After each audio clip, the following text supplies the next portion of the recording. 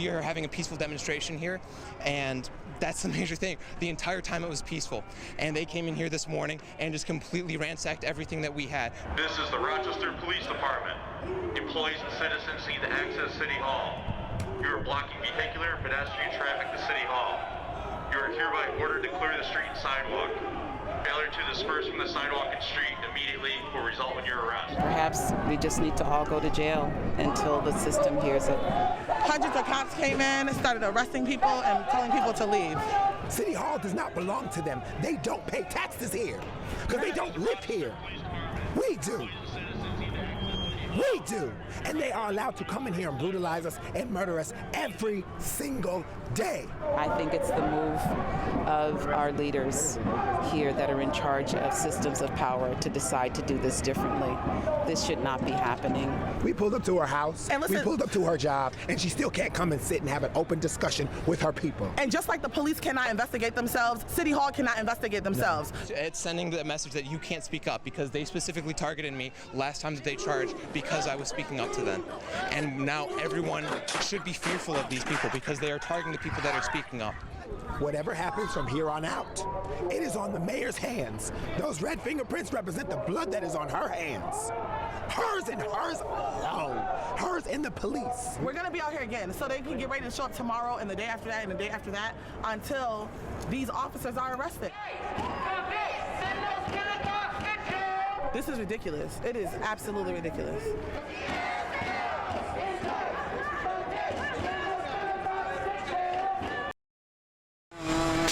Saw the smoke going over our house and could smell the fire.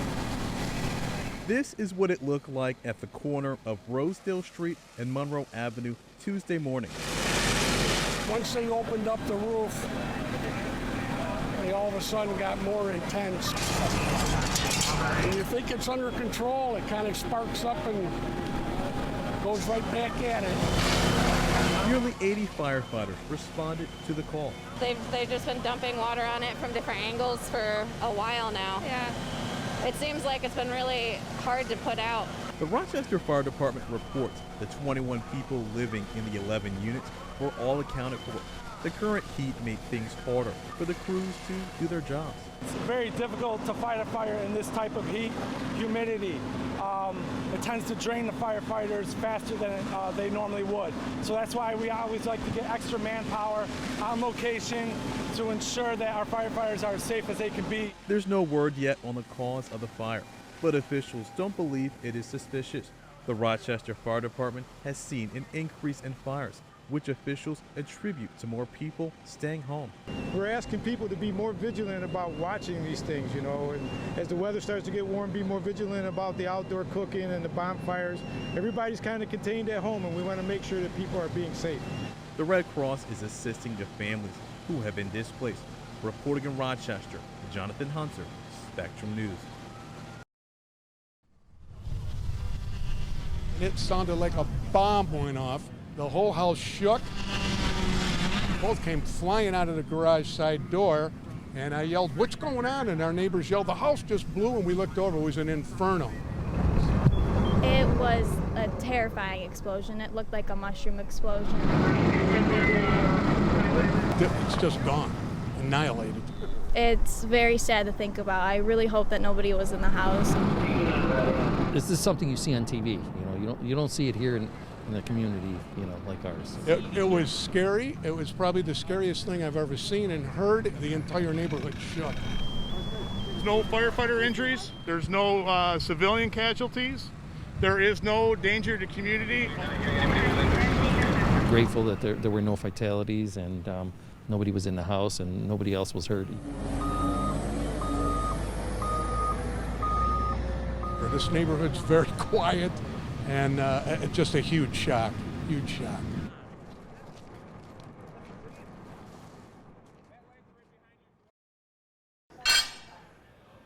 For Greg Riley, this day was a long time coming. I think I haven't been here since March. That's when the pandemic closed New York gyms, which reopened for the first time Monday. Me and a few of my buddies, we were just waiting for the announcement like, why you can go drink alcohol but you can't work out? Working out now means a lot of changes. There's hand sanitizer everywhere. Workout areas are cleaned diligently, and all gym members have to wear a mask while working out. The biggest thing is the mask wearing, getting used to being able to work out with a mask on. I did my first class today, and it was difficult. If we want to keep the gym open, according to state standards, we have to follow those guidelines. State guidelines say gyms can operate at 33% capacity. Harrow East is going with 25% and is still offering online workouts. Some of them still aren't comfortable coming back in, which is understandable. Riley couldn't wait to come back.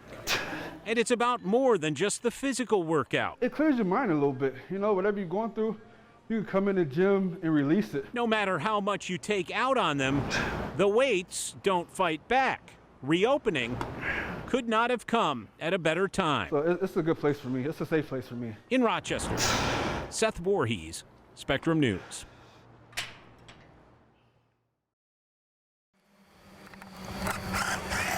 Look at the weather today, late September, and we are just so psyched to be able to work outside.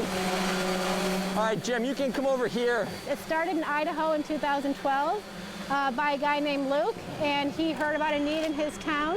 25 bunks, 50 beds, and our motto is, no kid sleeps on the floor in my town. You can wrap them without the washers? Okay. Yeah, no problem. We'll just take them with us to delivery. We'll just know that. Having a bed shouldn't be a luxury, but unfortunately it is for a lot of kids, and so we're really happy to, fulfill that need. The plan is to build 50 beds that will hopefully get into the homes of kids in Rochester that don't have a bed. Yeah, we've got several stations. We've got people sanding. We've got people putting headboards together. We've got people putting these sideboards together. If everyone does a little bit, we can get a ton done. That's it.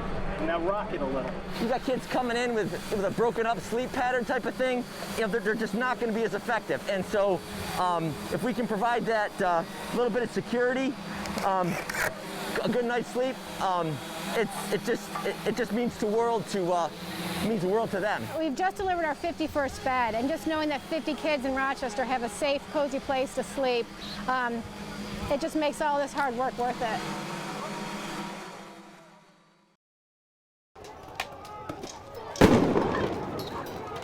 I'm Philip Boudreaux. Things have just escalated here.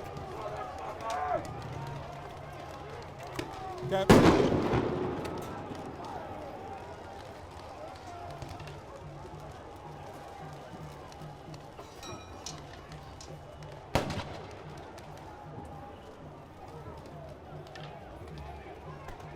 Things have just escalated. I'm Philip Boudreaux.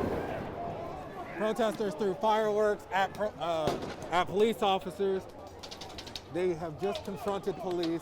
Just about 10, 15 minutes ago, protesters approached police chanting, "We don't see a riot here, why are you in riot gear?" Police then asked protesters to disperse, and now we are seeing fireworks deployed, and we are seeing fireworks deployed, and we are stepping back right now as the protest is continuing to escalate. Another fireworks is popping, and we will continue to follow this as the night progresses. In Rochester, Philip Boudreaux, Spectrum News.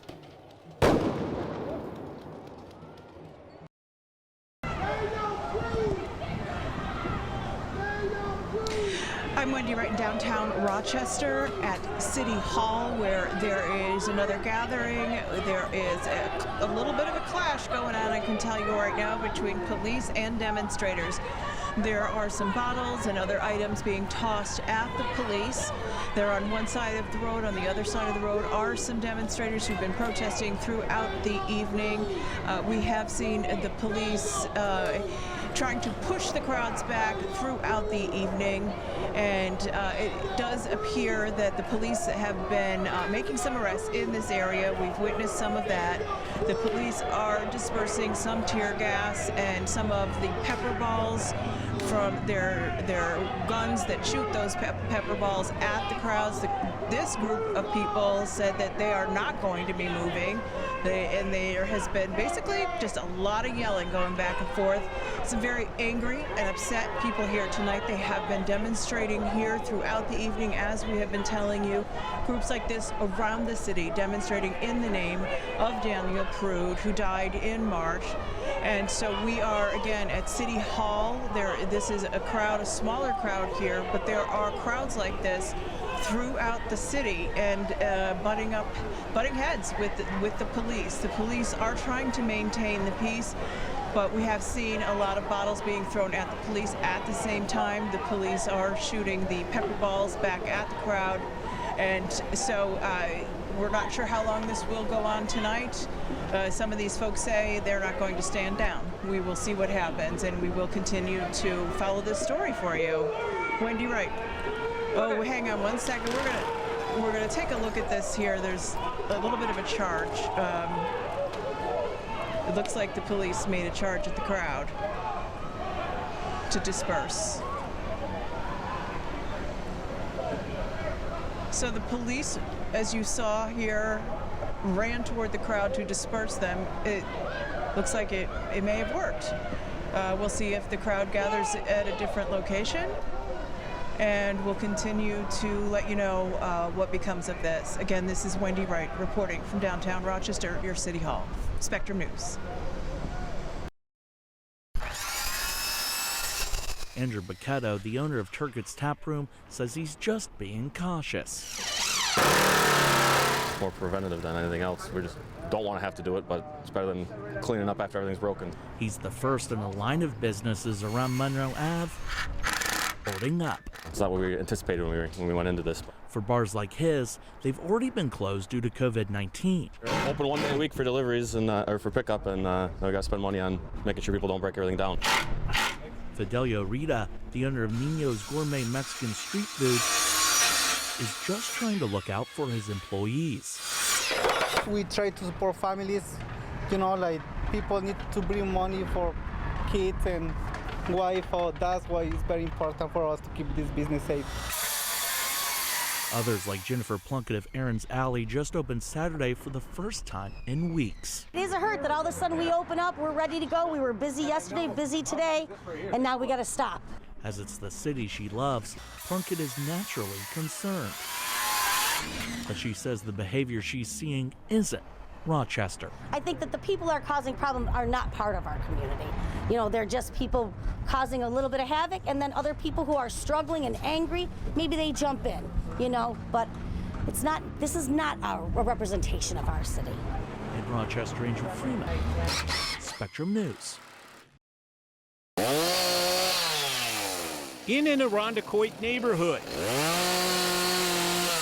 a home remodel takeover. We're just going to take over the neighborhood for one day. Trucks pack both sides of Druid Hill Park. Yeah, so good luck trying to get down the street. A crew, which certainly knew how to work a ladder. A little bit. That's because they're all firefighters. Oh, yeah. We got a third alarm right here working. Some just done with their overnight shift, and they're all here to help out an old friend. This is what you get when you become a firefighter. This is the family that you get. Steve Kelly watched in amazement as his firefighter brothers worked in his backyard. Life is such a blessing. Life can change in a heartbeat. Just short of 26 years in the Rochester Fire Department, serious health problems put Lieutenant Kelly on the sideline. Honored. It's so humbling. But the sooner you get here, the better. We got everybody here now. Firefighter Ray Palacios helped organize this. A project that'll spruce up Kelly's yard and put new siding, windows, and doors on his home. Most of the materials and all of the time donated. They're always there for people, And that's why they're firefighters, because they like to help. If it was any of them and I was healthy, I would be right there for them. Heavy lifting to help a brother in need. This is the brotherhood. This is what it's all about, man. Guys coming together. We take care of our own. In Irondequoit. Hopefully we never have to do this again. Seth Voorhees, Spectrum News.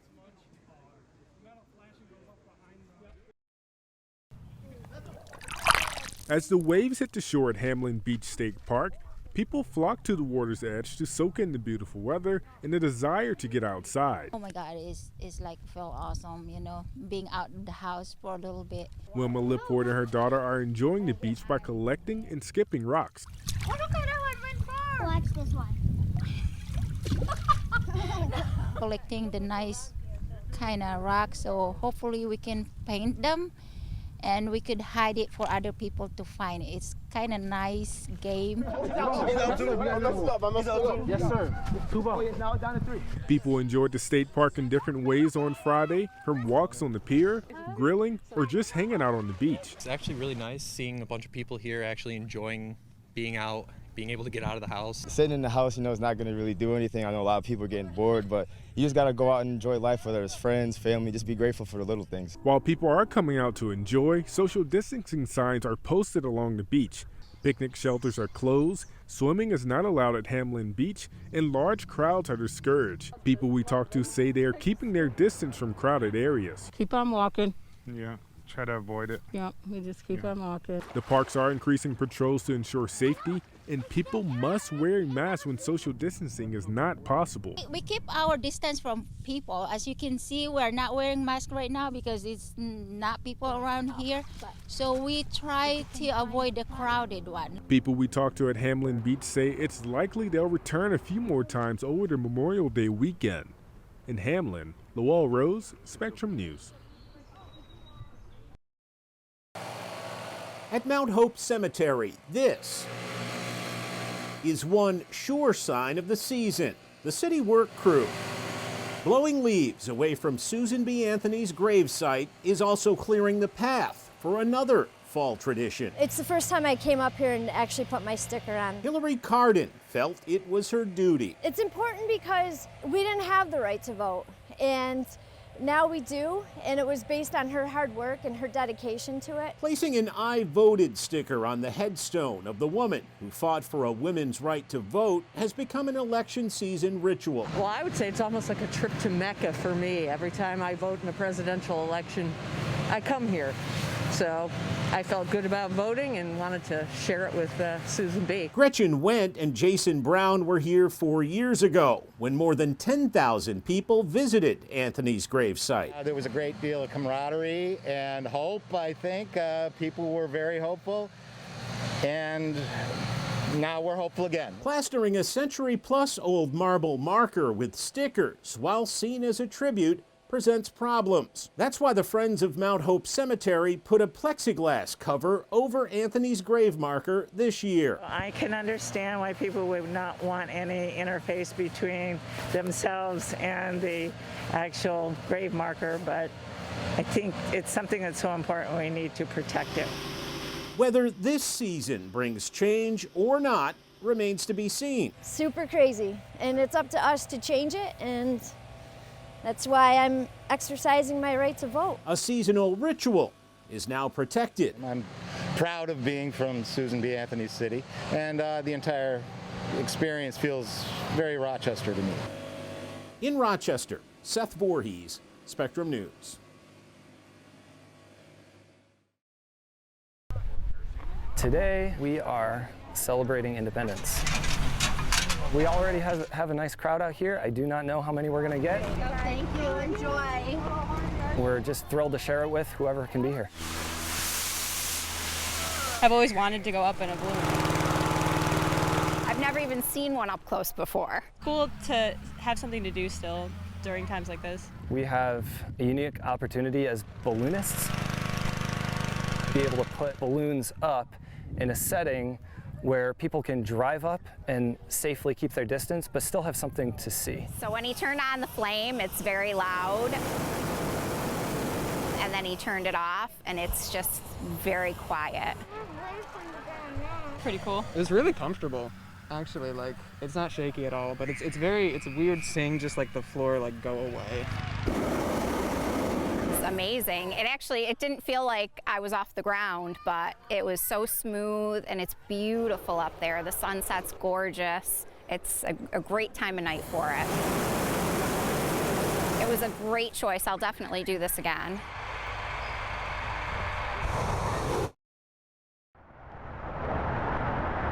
For so many of us, it's been rocky a little bit. The year 2020, it's different, has brought more darkness than light. That includes the holidays. I like seeing people in holiday spirit, like, when you don't see the lights, when you go down the street, you don't see lights like that anymore. Because of the pandemic, many of Rochester's holiday traditions are on hold this year. But towering above the city skyline, yeah, I can see the building, yeah. There is one building where one man, we got the last couple of lights to go, is making sure there is light this year. We lower the blinds so that the light can reflect off the blind. Ed Maddock is, of course, an engineer, the chief engineer who oversees this. A spectacular display of lights, which shine brightly from the day after Thanksgiving until the day after the New Year at Rochester's 5-Star Bank Plaza. This has been a tradition since before the building officially opened in 1969. During its construction, someone came up with the idea to wire the circuits for the lights and hide the fixtures in the vents. We start at the 20th floor, top floor of the building, with one light. Then we go to 3, 5, 7, 9, and so on. Workers used to have to check every night to make sure the bulbs didn't burn out. Now they use LEDs. The Christmas tree lights up the east and west sides of the high-rise building. It's something that we wouldn't miss, and of course been carrying it on for decades now. If there was ever a year that could use a little holiday cheer, it really brightens up my day. It's this one. Who wouldn't it brighten up, unless you're Scrooge. There are some things 2020 can't take away. We'll always keep the tradition going. In Rochester, Seth Voorhees, Spectrum News.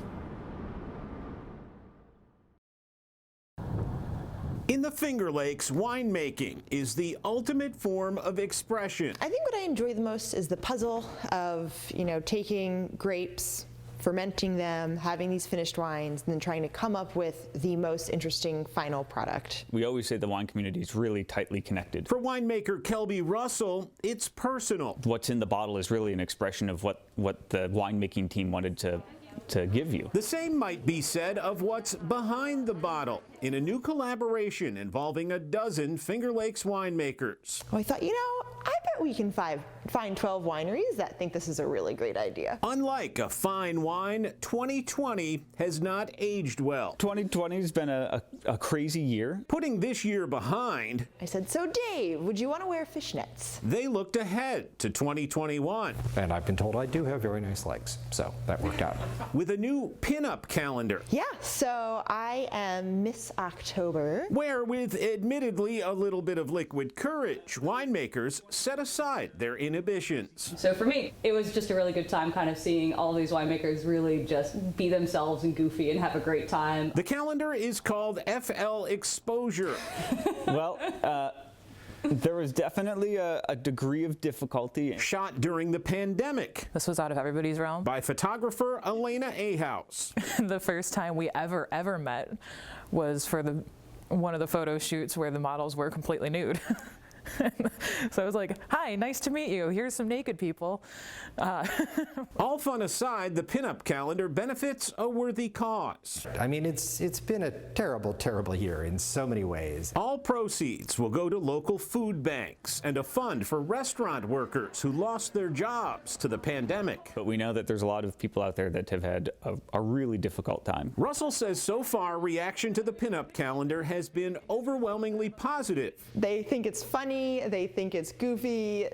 Some people kind of blush a little bit. Raising a cheer to next year. We had fun. We're helping people out, and everyone seems to just think it's a great idea. Seth Voorhees, Spectrum News.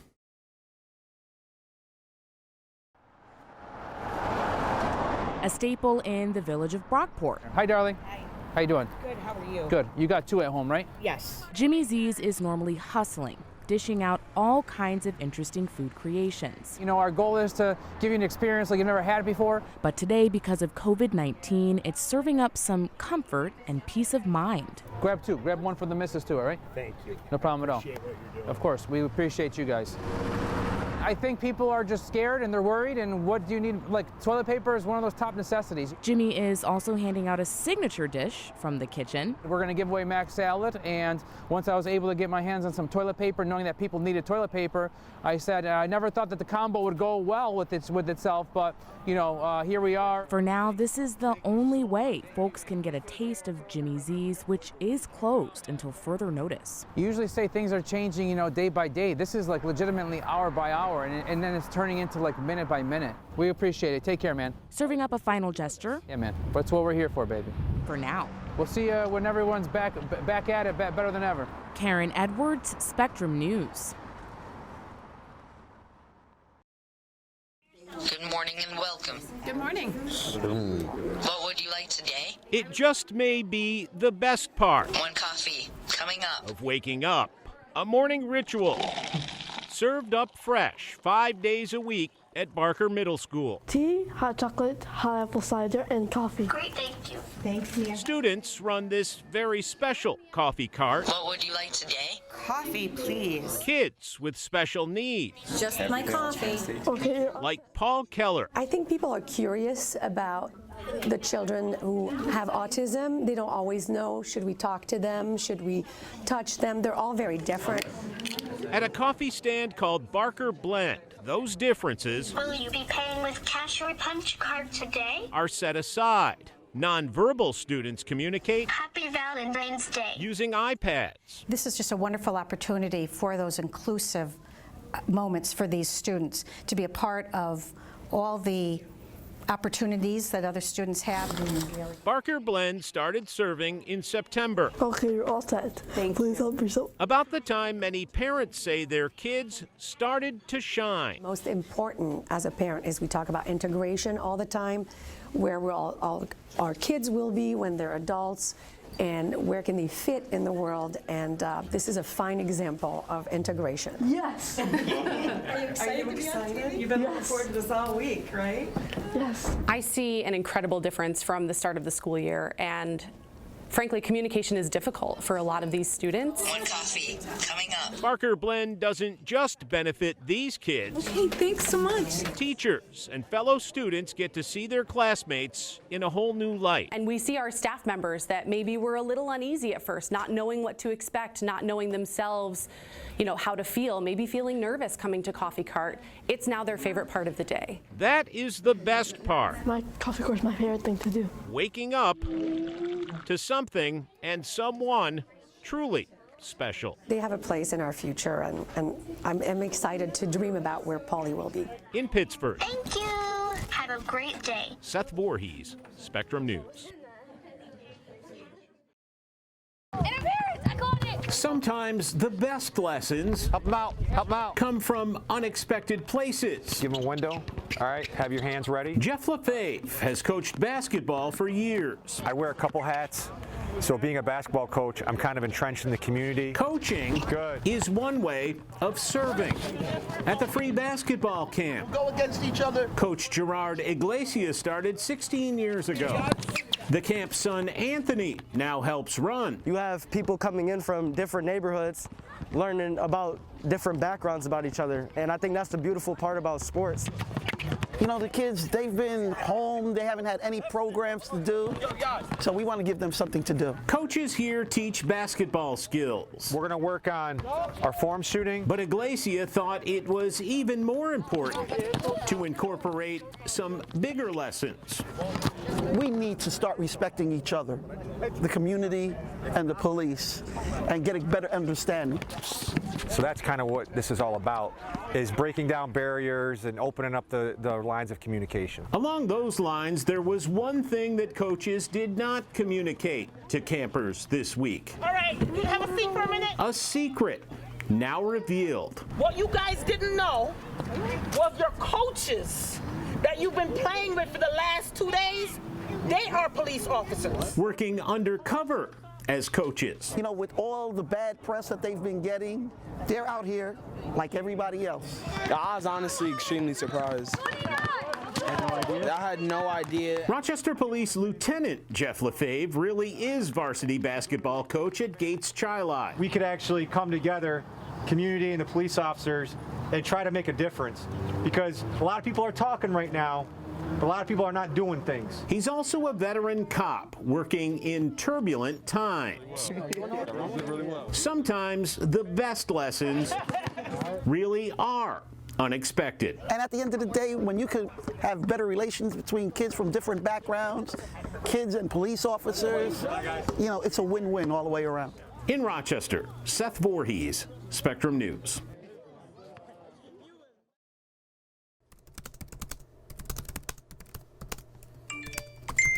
Experts say social media has revolutionized the way we communicate. I think what social media has done is it's democratized communication again. You can literally reach out to anyone via social media. You have the potential to engage with anyone. For better. I've liked it to keep in touch with people, especially now. You know, we do, church is on Facebook Live now, which is very important to me, so that's really nice to have. Or for worse.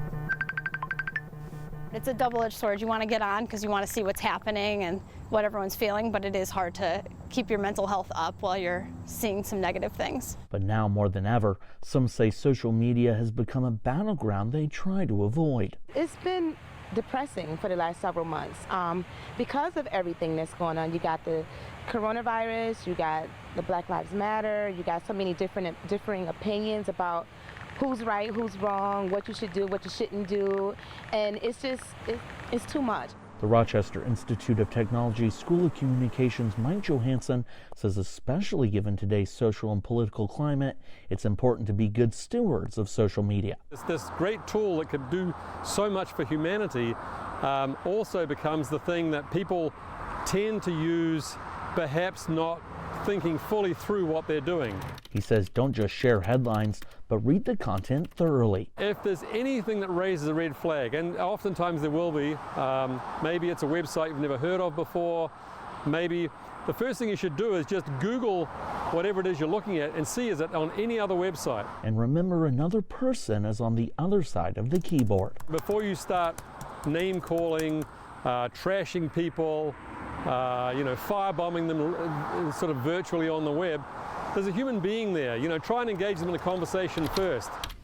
He says because social media platforms want to keep you online as much as possible, they use algorithms based on likes and other metrics to feed you more of the same content. So the best way to stop seeing something you dislike is simply by not engaging with it. If you shut out all the people in your life you don't agree with, you're also part of the problem. The better thing is to not react to anything they post. The algorithms will take care of burying their content. But he says that doesn't mean you have to ignore dangerous information. Any of the networks have ways of reporting content that's malicious, dangerous, just not true, and you should do that. And in fact, I do. And if all else fails, he recommends taking a break from social media. I suggest this to my students all the time, and I've done it myself, where I literally just take a week off. Just don't do anything on social. Just tell everyone on the social, don't worry, I'm not dead or anything, I'm just taking a week off. Which is Vice Rochester Councilor Todd Kennedy also recommends. A lot of people have addictions, to these platforms.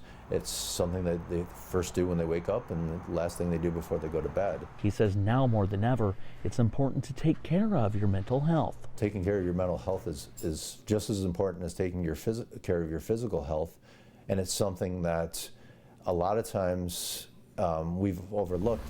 But Kennedy says that isn't accomplished by arguing with others online or blocking friends or family you disagree with. The only way we're going to get through this is if we are able to have productive conversations. It's not going to be name calling. He says the only real solution is empathy. And this may sound cliche, but to really be kind and to, when you're thinking about interacting with someone, especially if it's through social media, think about would you say that to the person if they were in the same room as you? After all, it wouldn't be social media if it weren't all about connection. I just hope that, you know, as we approach November and beyond, that, you know, basically we can all get along and make things work. Like everybody come together and realize that we're all fighting for the same thing. In Rochester, Andrew Freeman, Spectrum News.